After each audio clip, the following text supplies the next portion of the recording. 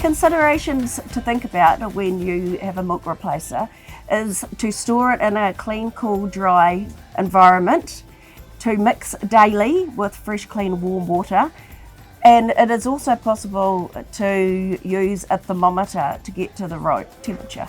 Warm milk is really important because it means the lambs don't have to spend energy heating that milk up. Instead, they can spend the energy growing.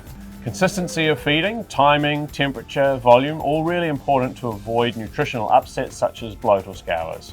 We recommend one change at a time. If you're increasing or decreasing feeding rates, do it in lots of small steps rather than one big jump.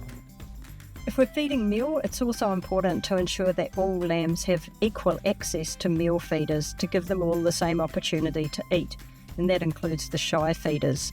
So it's really important to monitor the lambs when they're feeding to make sure that they've actually got enough headspace to the feed trough and to reduce that competition, and to make sure that all the lambs are actually consuming meal. So scanning through the pens to make sure that animals are actually getting up and feeding rather than sitting in the corner and looking depressed.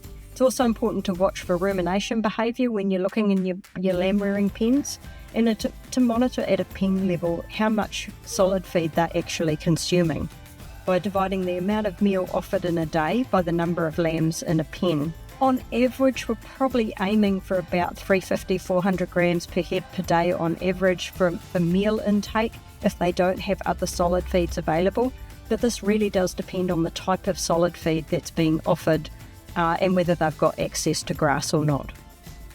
Meal can be kept about 3 weeks after removing milk, so we don't want to be taking it out early because they need to eat that extra solid feed when we take milk out, and we need to leave those lambs for about 3 weeks before we change the access to those solid feeds.